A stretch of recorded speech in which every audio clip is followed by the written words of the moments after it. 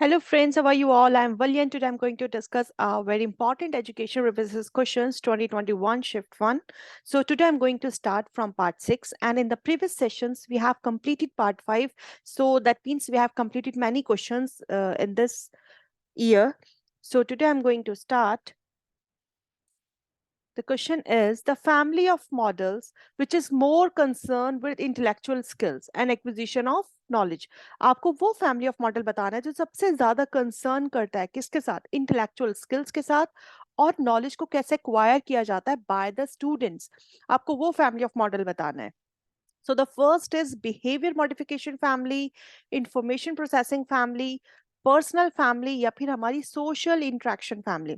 तो देखो, जहां बात कहीं ना कहीं लोग सोचते हैं कि इसका आंसर में बच्चे अगर कंफ्यूज हो सकते हैं, तो वो कहीं ना कहीं सोशल इंटरेक्शन को लेके कंफ्यूज हो सकते हैं, क्योंकि ये कहा जाता है कि बच्चा किस चीज से सीखता है, लोगों के साथ इंटरेक्ट करके सीखता है। लेकिन इस क्वेश्चन में चीजें डिफरेंट पूछी गई हैं। क्वेश्चन में पूछता है फैमिली ऑफ मॉडल्स बताना है जो कहीं ना कहीं कंसर्न है सबसे ज्यादा इंटेलेक्चुअल स्किल्स के साथ, और बच्चा नॉलेज कैसे एक्वायर करता है। तो यहाँ आपको कंफ्यूज नहीं होना, ये बात कर रहे हैं information processing family of model of teaching की, जिसके अंदर 5 मॉडल्स को डिस्कस किया गया है। Inductive thinking model of Hilda Taba, biological concept attainment model of J Bruner, cognitive growth model of Jean Piaget and memory model of Henry Lorraine. सो जो हमारा information processing family of model of teaching है, ये model किस चीज को लेकर सबसे ज्यादा कंसर्न है कि बच्चा कैसे अपनी थिंकिंग को प्रोड्यूस करता है, कैसे उसकी जो इंटेलेक्चुअल एबिलिटी है वो कैसे डेवलप होती है। तो ये जो सब मॉडल्स है कहीं ना कहीं इसी चीज को डिफाइन करते हैं। क्वेश्चन भी यही है हमारा कि वो मॉडल बताना है आपको जो सबसे ज्यादा कंसर्न इंटेलेक्चुअल एबिलिटी को लेके, और बच्चा अपनी नॉलेज में कैसे एक्वायर करता है। तो फर्स्ट आता है हमारा inductive thinking of model of Hilda Taba model. ये किस चीज को प्रपोज करता है? To process the information through inductive process, that means through examples, through examples के थ्रू जब बच्चा इंफॉर्मेशन को प्रोसेस करता है, सोचता है पहले, बाद में रिजल्ट तक आता है। दैट मीन्स कि वो इंडक्टिवली चीजों को सोच रहा है, जर्नली पहले चीजों को सोचता है, देन वो एक स्पेसिफिक उस पर पहुंचता है। This is called inductive process. Next आता है हमारा बायोलॉजिकल। बायोलॉजिकल से समझ गए आप, साइंस इंक्वायरी की बात की जा रही कहीं ना कहीं, जो हमारा मॉडल था शुएब का। It is designed to teach the method employed by subject for solving scientific and social problems, के कैसे आप अपनी साइंटिफिक और सोशल प्रॉब्लम्स को सॉल्व कर सकते हैं। जो इनका मॉडल था शुएब का, उसमें ये चीजें बहुत अच्छे से डिफाइन की गई थी, और वो मॉडल इसी तरह से डिजाइन किया गया था। फिर आता है हमारा concept attainment model of J Bruner. बहुत अच्छा, ये आपने पढ़ा होगा, इन्होंने एडवांस ऑर्गेनाइजर, इन्होंने कंसेप्ट अटेनमेंट मॉडल दिया था ब्रूनर ने। इन्होंने प्रपोज किया था कि कैसे बच्चा जो है इंडक्टिवली चीजों को सोच सकता है, कंसेप्ट को कैसे डेवलप करता है। डेवलप करना कंसेप्ट को after presenting it's examples and non examples. कुछ एग्जांपल्स के बेसिस पे कंसेप्ट को समझता है बच्चा, कुछ नॉन एग्जांपल्स को देखते हुए बच्चे कंसेप्ट तक कैसे पहुंचता है। एडवांस ऑर्गेनाइजर मॉडल की जो था हमारा डेविड ओसुबेल का, वो भी इसमें बहुत हेल्पफुल है, जो कि प्रपोज करता है कि बच्चा कैसे इंक्रीज करता है capacity of learner to absorb and relate bodies of knowledge. That means कि बच्चा नॉलेज को कैसे एक्वायर कर रहा है, कितनी कैपेसिटी है उसके अंदर उस चीज को एक्वायर करने की। Fourth one is cognitive growth model of Jean पियाजे। जो हमारी जीन पियाजे का कॉग्निटिव ग्रोथ मॉडल था, वो डिजाइन किया गया था कि किस तरह से बच्चे की जो इंटेलेक्चुअल एबिलिटी है उसको इंक्रीज किया जाए, स्पेशली उसकी लॉजिकल रीजनिंग को। क्योंकि हमने जीन पियाजे की 4 स्टेजेस पढ़ी थी। फर्स्ट थी हमारी सेंसरी मोटर, सेकंड थी हमारी pre operational, and the third word is concrete operational, and the fourth one is formal operational. तो इन चारों में हमने पढ़ा था कि 0 to 2 years के जो आपके बच्चे आते हैं वो सेंसरी मोटर में आते हैं, प्री ऑपरेशनल में आपके आते हैं 2 to 7, कॉन्क्रीट में आते हैं आपके 7 to 11, एंड 11 ऑनवर्ड्स आपके आते हैं फॉर्मल ऑपरेशनल में। तो जो हमारा 7 से 11 साल का बच्चा होता है, वो बहुत अच्छे से उसकी लॉजिकल रीजनिंग जो होती है वो डेवलप हो जाती है इस ईयर में। तो कहीं ना कहीं इंटेलेक्चुअल एबिलिटी की बात जीन पियाजे ने इस तरह से की थी अपने कॉग्निटिव ग्रोथ मॉडल में। नेक्स्ट आता है हमारा मेमोरी मॉडल ऑफ हेनरी लोरेन। तो हेनरी लोरेन ने अपने मेमोरी मॉडल में डिजाइन किया था अपना जो मॉडल था, कि किस तरह से बच्चा याद रख सकता है, उसकी मेमोरी की कैपेसिटी कैसे इंक्रीज की जा सकती है by the concept, by the facts. तो ये बात इन्होंने कही थी हेनरी लोरेन ने अपने मॉडल्स में। तो जो फैमिली मॉडल हो गया वो होता है हमारा इंफॉर्मेशन प्रोसेसिंग फॉर्मूले, कि कैसे आप इंफॉर्मेशन को प्रोसेस कर रहे हैं, by inductively, by examples, by non examples. तो इन सब मॉडल्स के बारे में जो हमने पढ़ा है उसमें यही है कि ये जो मॉडल्स हैं ये किस तरह से सबसे ज़्यादा कंसर्न है इंटेलेक्चुअल स्किल्स को, बच्चे की नॉलेज को एक्वायर करने में। तो आंसर हो जाएगा हमारा information processing family. So the next question is the approach to counseling in which the therapeutic process is directed along lines considered relevant by the counselor. That means question में directly दिया गया है कि हर चीज counsellors के हाथ में है, डायरेक्शन काउंसलर दे रहा है, टोटल काम काउंसलर कर रहा है इस काउंसलिंग में। तो ये काउंसलिंग कौन सी होगी? हमने तीन तरह की काउंसलिंग पढ़ी है। First is directive counselling, and the second one is non directive counselling, and the third one is eclectic counselling. तो जो हमारी डायरेक्टिव काउंसलिंग होती है, डायरेक्टिव काउंसलिंग हमें किस तरह की होती है? इसके अंदर जो काउंसलर होता है, ठीक है, हमारी काउंसलिंग में दो लोग होते हैं, एक तो क्लाइंट होता है and second one is counsellor. Directive counselling के अंदर जो काउंसलर होता है सारा काम वो करता है कि उसे अपनी क्लाइंट को जो भी प्रॉब्लम है, जिस तरह की भी वो गाइडेंस लेने के लिए आया है, काउंसलर खुद डायग्नोस करके देखता है, खुद डिटेक्ट करता है क्या प्रॉब्लम है, कहाँ हेल्प करनी है। लेकिन जो हमारी नॉन डायरेक्टिव काउंसलिंग है उसमें काउंसलर वो क्लाइंट सेंटर्ड होती है। दैट मीन्स कि क्लाइंट खुद बताता है कि मुझे ये प्रॉब्लम है, मुझे यहाँ ये डिफिकल्टी है, आपको इसको सॉल्व करना है। और जो हमारी इक्लेक्टिव काउंसलिंग होती है that means mixture of both to counselling.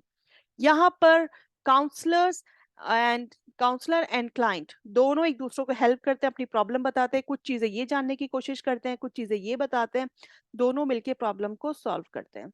This is your eclectic counselling. तो जो हमारी काउंसलर सेंटर्ड काउंसलिंग होती है this is called directive counselling. So this is your answer.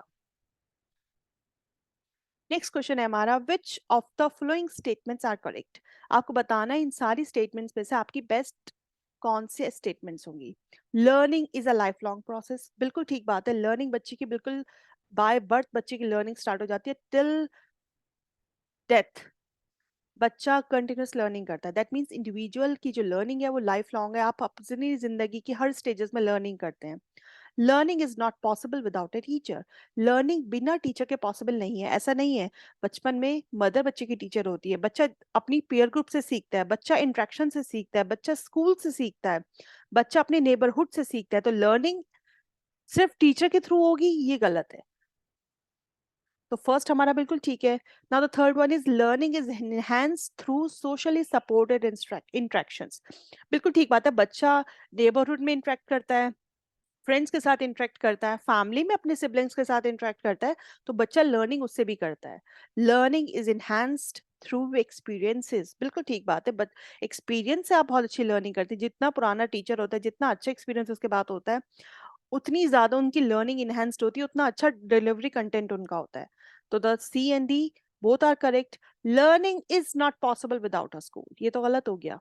देखिए, सिर्फ लर्निंग स्कूल में नहीं होती, लर्निंग सिर्फ टीचर के थ्रू नहीं होती, लर्निंग स्कूल घर में भी होती है, मदर से होती है, सिबलिंग से होती है, पीयर ग्रुप से होती है, नेबरहुड से होती है, इन सोशल इंटरेक्शन से होती है। तो ये जो दो रिजिड पॉइंट्स हैं आपके, दोनों नेगेटिव हैं। B and E option is both negative, so answer हमारा अल्टीमेटली अपने आप निकल के आ गया, which is A, C and D. Next question है हमारा, asynchronous learning approach does not include. आपको बताना है जो आपकी एसिंक्रोनस लर्निंग है अप्रोच वो इंक्लूड नहीं होती किस में। तो first of all you have to know what is asynchronous learning. देखिए, जो हमारी सिंक्रोनस लर्निंग है दैट मींस सिंक हो रही है जब आप फेस टू फेस लर्निंग करते हैं। असिंक्रोनस लर्निंग जो आपका डिस्टेंस हो रहा है, लेकिन कहीं ना कहीं उसमें आपका कोलैबोरेशन तो होता है, कम्युनिकेशन भी होता है टीचर्स के साथ। कभी कभी आते हैं आप स्कूल, बट होता है, कंटेंट होस्टिंग भी होती है, कंटेंट भी डिलीवर किया जाता है आपको, चाहे वो आपको बाय पोस्ट डिलीवर किया जाए, चाहे आपको स्टडी मटेरियल के तौर पे दिया जाए। तो मैथेटिक्स क्या होता है? मैथेटिक्स इसके अंदर नहीं आता। मैथेटिक्स एक अलग टर्मिनोलॉजी है। लेकिन अगर हम सिंक्रोन असिंक्रोनस लर्निंग की बात करते हैं तो इस अप्रोच में आपका कोलैबोरेशन, कम्युनिकेशन, कंटेंट होस्टिंग दोनों आता है। तो एक बार इसको देख लेते हैं। सिंक्रोनस क्या होती है? जो आपके सेम टाइम पे हो रही है, चाहे वो ऑनलाइन आपकी क्लास हो रही हो, चाहे आपकी ट्रेडिशनल क्लासरूम हो। असिंक्रोनस लर्निंग जब एक टाइम पे नहीं हो रहा है, दैट मींस डिस्टेंस एजुकेशन है या फिर प्री रिकॉर्डेड वीडियोस आपको दे दी गई है। With synchronous learning participants can receive immediate feedback. जो सिंक्रोनस लर्निंग होगी, जो हमारी फेस टू फेस लर्निंग होगी, उसके अंदर क्या होगा, जो आपके पार्टिसिपेंट्स हैं वो कहीं ना कहीं रिसीव करते हैं इमीडिएट फीडबैक। जो आपका असिंक्रोनस लर्निंग होता है, participants can learn at their own pace. That means अगर हम डिस्टेंस एजुकेशन की बात करते हैं वहां पर क्या होता है कि बच्चे जो होते हैं उनको स्टडी मटेरियल प्रोवाइड कर लेते हैं, वो अपने अकॉर्डिंग जब पढ़ना चाहते हैं तब पढ़ लेते हैं। That means can learn at their own pace. Asynchronous online learning allows the students to view instructional materials each week at any time they choose and does not include a live video lecture component. उनका live video तो नहीं होता है, pre recorded videos उन्हें दे दी जाते हैं, वो week में एक बार आ जाते हैं क्लास अटेंड करने के लिए। जनरली क्या होता है, जो आपकी डिस्टेंस एजुकेशन होती है उसमें संडे टू संडे क्लासेस होती हैं। तो इस तरह से हम इसको असिंक्रोनस ऑनलाइन लर्निंग में भी कह सकते हैं, वीक में एक बार आपने क्लास कंडक्ट कर ली, लेकिन पूरा वीक बच्चा खुद से पढ़ता है, अपने अकॉर्डिंग पढ़ता है, अपने ओन पेस से पढ़ता है। ठीक है, तो this is called asynchronous learning. Next question हमारा, सोशलिस्ट इकोनॉमी में जो एम है एजुकेशन का, करिकुलर का, मेथड्स ऑफ टीचिंग का, वो डिटरमाइन किए जाते हैं बाय, जो आपका एम एजुकेशन का जो करिकुलम है और किस तरह से टीचिंग मेथड्स होने चाहिए, वो कौन डिटरमाइन करता है? Welfare of the society. बिल्कुल ठीक बात है, आप सोसाइटी के वेलफेयर के लिए एक चीज करते हैं, मार्केट फोर्सेस के लिए तो नहीं करेंगे ना। आपके डेमोक्रेटिक आइडियल्स होंगे, सेक्युलरिज्म होगा, मॉडर्नाइजेशन होगा, बिल्कुल ठीक बात है। सोशल रिफॉर्म्स भी होंगे, नेशनल डेवलपमेंट भी होगा। Aspiration of private stakeholders, मतलब जो भी आपकी सोसाइटी के प्राइवेट स्टेक होल्डर्स है उनको एस्पायरेशन के लिए थोड़ी ना मेथड्स ऑफ टीचिंग उनके अकॉर्डिंग किए जाएंगे। ये जो आपका एम ऑफ एजुकेशन होगा, एम ऑफ एजुकेशन होगा आपका डेमोक्रेटिक आइडियल्स होने चाहिए ताकि आप सब बच्चों को इक्वल एजुकेशन दे सके, विद इक्विटी दे सके। सेक्युलरिज्म, बिल्कुल ठीक बात है, मॉडर्नाइजेशन भी होना चाहिए, नेशनल डेवलपमेंट भी होना चाहिए, सोसाइटी के वेलफेयर के लिए भी होनी चाहिए। तो सारे पॉइंट्स अच्छे हैं, लेकिन जो आपके B and E which is your negative points, तो अगर हम बी और डी को देखते हैं तो आपके अब अल्टीमेटली आपका आंसर निकल के आ जाता है second one which is A C and D. So the next is, mind is merely a function of the brain, an overtone accompanying bodily activity. It is an onlooker at events, never influencing them belongs to. देखो एक question थोड़ा सा different है कि mind जो होता है function करता है ब्रेन में, कहीं ना कहीं आपकी बॉडी की एक्टिविटी भी डिपेंड करती है। It is an onlooker at events, never influencing them. आपका लाइफ में जो भी इवेंट्स हो रहे हैं, जो भी एक्टिविटीज हो रही है, कहीं ना कहीं उसको इन्फ्लुएंस करती भी है और नहीं भी करती हैं। देखते हैं इसमें किस चीज पे डिपेंड करता है ये डिपेंड करता है हमारा एपीफिनोमिनलिज्म। तो अब बात आती है कि जो एक नई टर्मिनोलॉजी इन्होंने दी है इस बार क्वेश्चन में, इसको आपको कंप्लीट कर लेना चाहिए ताकि अगर आपका जो भी अब आपका कमिंग एग्जाम है हमारा मई जून में, ताकि आपको हो सकता है इससे रिलेटेड कोई दूसरा क्वेश्चन वो लोग बना लें। तो जो एपिफिनोमिनलिज्म होता है वो एक पोजीशन होती है आपके माइंड की, philosophy of mind according to which mental states or events are caused by physical states or events in the brain। अब इसको हम किस तरह से समझेंगे, जो कि but do not themselves cause anything, खुद से कुछ नहीं होता, जो चीजें एकदम हो जाती हैं आपकी मेंटल स्टेट की वजह से। गेस कीजिए, आपकी कोई भी सिचुएशन एम्बैरेसिंग हो गई, आप एकदम ब्लश कर जाएंगे। आपको शर्म आती है तो एकदम ब्लश हो जाता है। आपको डर लगता है, आपकी हार्ट बीट तेज हो जाती है। These are the epiphenomenalism. आपकी फिलोसफी ऑफ माइंड जो खुद की ना किसी कॉज के एकदम होता चला जाता है। कोई चीज आप प्लान नहीं करते हो, it seems as if our mental life affects our body, मतलब कहीं ना कहीं आपकी जो मेंटल लाइफ है जब वो अफेक्ट करती है बॉडी से, या वाया बॉडी के through the physical world surrounding us, it seems that sharp pains makes us wince. That means अगर आपको डर लगता है तो आपकी एकदम हार्ट बीट तेज हो जाती है, तो कहीं ना कहीं आपका फिजिकल ही इफेक्ट पड़ता है, आपका आपके माइंड में आपको डर लग रहा है और आपकी हार्ट बीट तेज हो रही है, या आपको कोई एम्बैरेसिंग सिचुएशन याद आती है और आप ब्लश करने लगते हैं। कहीं ना कहीं आपको अपना कोई पुराना दोस्त याद आता है तो आपके फेस पे स्माइल आ जाती है। तो इस तरह के जो सर्कमस्टांसेस हैं जो फिजिकली होते हैं आपके साथ, जो कहीं ना कहीं आपकी मेंटल स्टेट से बिलोंग करते हैं, this the term is epiphenomenalism. Epiphenomenalism is the view that the mental events are caused by physical events जो इन द ब्रेन, मतलब जो फिजिकल मेंटल इवेंट्स जो कॉज हो रहे हैं किसकी वजह से, फिजिकल इवेंट्स जो कि ब्रेन में हो रहे हैं, but have no effects upon any physical events, लेकिन उनका कोई इफेक्ट नहीं है उनके फिजिकल इवेंट्स में। तो ये एक बहुत अच्छी डेफिनेशन है एपिफेनोमेनलिज्म की। Behavior is caused by muscles that contract upon receiving neural impulse, and neural impulse are generated by input from other neurons. जैसे हम देखते हैं जो हमारा बिहेवियर होता है, जो हमारे रिफ्लेक्स सेक्शंस होते हैं बॉडी के अंदर, वो कहीं ना कहीं आपके बिहेवियर्स पे डिपेंड करते हैं। तो कहीं ना कहीं जो हमारा एपिफेनोमेनलिस्ट का जो व्यू है वो यही है कि जो मेंटल इवेंट्स हैं play no causal role in this process, लेकिन जो आपके फिजिकली इवेंट्स होते हैं जो ब्रेन में होते हैं उसका इफेक्ट कहीं ना कहीं पड़ता है, तो जिसका रिएक्शन आपको देखने को मिलता है। हम तीनों टर्म जिसके अंदर दी में है वो भी एक बार देख लेते हैं। साइकोफिजिकल पैरालिटिज्म, जिसको हम पैरालेलिज्म भी बोलते हैं, वो थ्योरी होती है जिसके अंदर मेंटल और बॉडीली इवेंट्स वो आपस में एक दूसरे के साथ कोऑर्डिनेट करते हैं बिना किसी कॉजल इंटरेक्शन की वजह से। और इंटरसेक्शनैलिटी क्या चीज होती है? वो रेफर करती है उन एक्सपीरियंस ऑफ सोशल कैटेगरीज को, जैसे रेस हो गया, जेंडर हो गया, सोशो इकोनॉमिक स्टेटस हो गया। इसकी वजह से जो इंटरेक्ट करते हैं categories interact to create system जिसकी वजह से डोमिनेशन होता है, डिस्क्रिमिनेशन होता है, उसको बोलते हैं हम इंटरसेक्शनैलिटी। मतलब जेंडर डिस्क्रिमिनेशन होता है या सोशो इकोनॉमिक स्टेटस की वजह से जो भी डोमिनेशन होता है कि जो अपर कास्ट होती हैं वो डोमिनेट करती है लोअर कास्ट को, तो इस टर्म्स को हम क्या बोलते हैं? इंटरसेक्शनैलिटी। फिर आता है आपका एब्सोल्यूट, जो आपका फिक्स्ड होता है। Absolutism is the principle that something can exist in a certain way though it may not be objectively, जिसको आप ऑब्जेक्टिवली जस्टिफाइड नहीं कर सकते। और जो आपका एब्सोल्यूटिज्म होता है कि किसका अपोजिट होता है? ये आपका अपोजिट होता है रिलेटिविज्म से। रिलेटिवली मतलब जो कंटिन्यूअस है, जिसको आप रोक नहीं सकते। एब्सोल्यूटिज्म जो फिक्स्ड है, can exist in a certain वे, जो अपने तरीके से ऑलरेडी फिक्स्ड है। तो इसका आंसर क्या हो जाएगा हमारा? इसका आंसर हो जाएगा हमारा एपिफेनोमेनलिज्म। So the next one is presentation slides are most suitably mean to be। जो आपकी presentation होती है slides की वो किस चीज के लिए ज्यादा suitable होती है? एक अच्छा learning support होता है, एक teaching support होता है, एक transcript होती है, या फिर एक visual aid होता है। जब आप अपनी slides को present करते हैं क्लास में तो बच्चे क्या आते हैं? बच्चे देख सकते हैं आप क्या चीज पढ़ा रहे हैं, आप किस डायग्राम के थ्रू उनको अच्छे से समझाने की कोशिश कर रहे हैं। दैट मीन्स आप कैसे प्रेजेंट करते हैं अपने स्लाइड्स को। तो कहीं ना कहीं ये एक विजुअल एड होता है बच्चों का, क्योंकि बच्चा जितना सुन के सीखते हैं अगर बच्चे को दिखा के सिखाया जाए, तो इसलिए जो भी हमारे लर्निंग एक्सपीरियंसेस अगर बच्चे को आप फील्ड का एक्सपोजर कराते हो, बच्चे को थोड़ा सा रियल लाइफ में कुछ भी चीज सिखाई जाती है तो बच्चा ज्यादा याद करता है। तो विजुअल एड कहलाएगी किस तरह से आप स्लाइड्स को प्रेजेंट करके बच्चों को क्लास में सिखा रहे हैं। तो आंसर क्या होगा हमारा इसका? Visual add. नेक्स्ट आता है हमारा Wechsler adult intelligence scale helps in measuring. जो आपका वेशलर्स का एडल्ट इंटेलिजेंस स्केल है वो कैसे हेल्प करता है मेजर करने के लिए? Emotional intelligence, intellectual abilities, multiple intelligence, या फिर हमारा सोशल इंटेलिजेंस।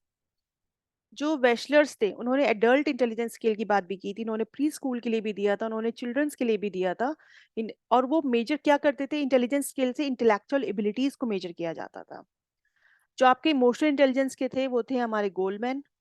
फर्स्ट थे उनके सॉलमैन एंड मेयर, लास्ट में गोल्डमैन ने किया था। मल्टीपल इंटेलिजेंस हार्वर्ड गार्डनर का होता है आपका।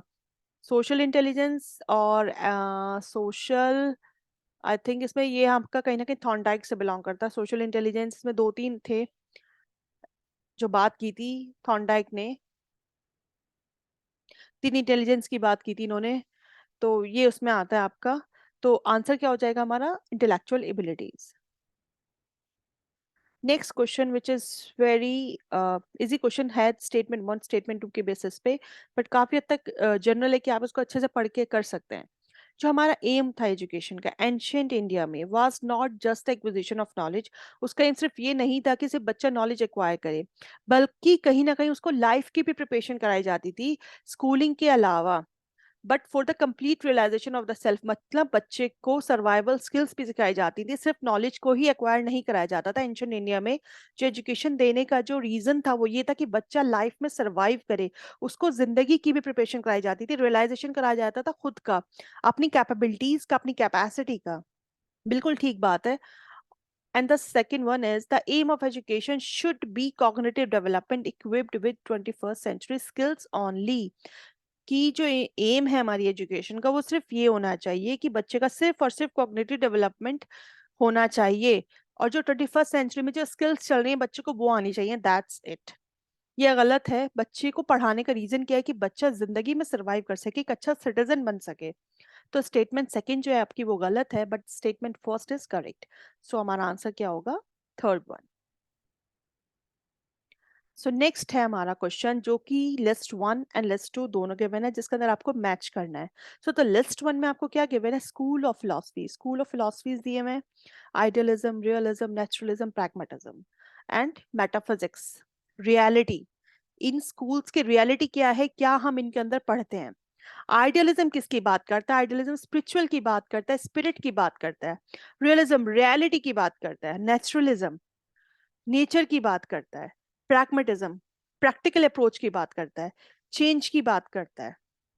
तो देख सकते हैं, अ surrounding world which is spiritual, तो ये बात कौन करता है? हमारा आइडियलिज्म। रियलिज्म बात करता है the world is characterised throughout by, एक मिनट, नेचुरलिज्म बात करता है हमारी, नहीं, रियलिज्म बात करता है सेकंड ना, फर्स्ट वन नहीं होगा। अंदर नेचुरलिज्म बात करता है हमारी फोर्थ की, nature in terms of process other than either substance और स्ट्रक्चर। नेचर की ही बात करते हैं नेचुरलिज्म के, बच्चे को आपको नेचुरल तरीके से सिखाना चाहिए। प्रैग्मेटिज्म किसकी बात करता है? प्रैग्मेटिज्म कहीं ना कहीं प्रैक्टिकल अप्रोच, प्रोसेस और चेंज की बात कौन करता है? प्रैग्मेटिज्म। रियलिज्म बात करते हैं the cosmos is made up of number of entities having various relations to one another and various qualities. तो इसके बेसिस पे जो आंसर होगा हमारा वो होगा फोर्थ, क्योंकि आइडियलिज्म स्पिरिचुअल की बात करता है, रियलिज्म क्वालिटीज की बात करता है, नेचुरलिज्म नेचर की बात करता है और प्रैग्मेटिज्म प्रोसेस और चेंज की बात करता है। नेक्स्ट वन है हमारा students create their learning based on their previous experience. That means जब बच्चा अपने प्रीवियस एक्सपीरियंस से सीखता है, इंटर रिलेट करके चीजों को सीखता है, उस चीज को आप क्या कहेंगे? Behavioural learning theory, cognitive learning theory, constructivist learning theory या फिर ह्यूमनिज्म थ्योरी? बहुत सीधी सी बात है, जब आप अपने किसी प्रीवियस नॉलेज के बेसिस पे कोई नई नॉलेज को जनरेट करें, दैट मीन्स आप कहीं ना कहीं अपनी नॉलेज को कंस्ट्रक्ट कर रहे हैं। तो this is your constructivist approach. A history teacher arranged a visit of students to local historical monuments. एक हिस्ट्री की टीचर एक लोकल हिस्टोरिकल मॉन्यूमेंट्स के विजिट रखा while teaching ancient Indian architecture. This is an example of teaching, class में चल रही थी कोई एंशियंट इंडियन आर्किटेक्चर की, चल रहा था कोई टॉपिक चल रहा था, तो हिस्ट्री टीचर ने क्या किया कि एक विजिट अरेंज किया बच्चों का एक हिस्टोरिकल मॉन्यूमेंट को लेकर। तो दैट मीन्स टीचर क्या करना चाह रहे हैं, वो किस चीज का एग्जाम्पल है? वो एक एक्टिविटी बेस्ड टीचिंग हो गई, ब्लेंडेड टीचिंग हो गई, एक्सपीरियंशियल टीचिंग हो गई, या फिर प्रोजेक्ट बेस्ड टीचिंग हो गई। जब आप किसी रियल लाइफ का एग्जाम्पल लेके या बच्चों को एक रियल लाइफ ट्रिप दिखाकर कोई भी चीज सिखाते हो, तो कहीं ना कहीं आप एक्सपीरियंस करा रहे हैं बच्चे को, this is called experiential teaching. और अगर हम एक्टिविटी बेस्ड टीचिंग की बात करें, दैट मीन्स कि आप जब कोई एक्टिविटी करा के बच्चे को सिखाते हैं, कुछ डेमोन्स्ट्रेट करके बच्चे को सिखाते हैं। ब्लेंडेड टीचिंग जब आप कहीं ऑनलाइन और ऑफलाइन दोनों को एक मिक्सअप अप्रोच लेके पढ़ा रहे हैं। प्रोजेक्ट बेस्ड टीचिंग जब आप बच्चे को प्रोजेक्ट के बेसिस पे कोई चीज सिखा रहे हैं, कोई चीज प्रोजेक्ट के थ्रू सिखा रहे हैं, either it is a collaborative, either it is a cooperative learning, this is called project based teaching. तो आंसर क्या होगा आपके? Experiential teaching. The major contributor to the theory of communicative reason and communicative rationality was, आपको बताना है किस चीज का मेजर कंट्रीब्यूशन है और किसने किया था। कौन थे जिन्होंने कम्युनिकेटिव रीजन और कम्युनिकेटिव रेशनैलिटी की बात की थी? एलन ल्यूक थे, डेंग जियोपिंग थे, हैबरमास थे या फिर शुलमैन थे? It's a very clear answer कि हैबरमास ने कंसेप्ट दिया था कम्युनिकेटिव रेशनैलिटी का। उनका जो इंपॉर्टेंस थी वो किस पे थी? कॉम्पिटेंस ऑफ डायलॉग की बात करते थे वो, कि कैसे आप कम्युनिकेटिव एक्शन कैसे होता है, कैसे आप डायलॉग करते हैं, कैसे आप रिकॉग्नाइज करते हैं चीज़ों को, किस तरह से आप आर्गुमेंट्स को अपने प्रेजेंट करते हैं अपने पार्टिसिपेंट्स के सामने। तो ये बात इन्होंने अपनी कम्युनिकेटिव रेशनैलिटी थ्योरी में कही थी कि आपका जो कम्युनिकेशन होना चाहिए, वो जो नॉलेज है वो बिल्कुल लॉजिकल होनी चाहिए, रेशनल होनी चाहिए। तो इसका जो आंसर हो जाएगा हमारा वो हो जाएगा Habermas. So the next question is the concept of latent learning was advocated by, जो आपका कंसेप्ट है लेटेंट लर्निंग का, वो किसने एडवोकेट किया था?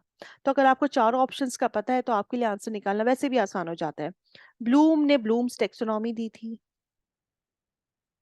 हल ने ड्राइव रिडक्शन की थ्योरी दी थी, पियाजे ने क्या दिया था? पियाजे ने कॉग्निटिव डेवलपमेंट की थ्योरी दी थी। बचा कौन? टॉल मैन, लेटेंट लर्निंग दी थी। तो इस तरह से आपके लिए आंसर्स का आंसर देना बहुत आसान हो जाता है अगर आपको पता है कि किसने क्या दिया था। So the next question is stratification in society is based on. First of all, you have to know what is the stratification. Stratas. अब stratas क्या होते हैं? हम रिसर्च में बनाते हैं ना, stratas मेल फीमेल के stratas अलग बनते हैं जिसके अंदर सेम पॉपुलेशन होती है। अब ये रिसर्च नहीं है। स्ट्रेटिफिकेशन सोसाइटी में किसके बेस पे होता है? पावर के बेस पे होता है, प्रेस्टीज के बेसिस पे होता है, सोशो इकोनॉमिक स्टेटस के बेस पे होता है, वेल्थ के बेसिस पे होता है, पैसों के लिए होता है, कास्ट के लिए होता है। किस किस चीज के बीच पे स्टेटस बनते हैं सोसाइटी में? तो प्रॉपर्टी के लिए बनते हैं, पावर के लिए बनते हैं, प्रेस्टीज के लिए बनते हैं, पैसे के लिए बनते हैं। तो इसके बेसिस पे हम देख सकते हैं culture, caste and class, education, earning and empowerment, motivation, mobility and material position, power, property and prestige. So this is your answer. So thank you friends for your attention. Stay blessed and enjoy learning. And I wish कि ये lesson आपके लिए काफी helpful और beneficial हो।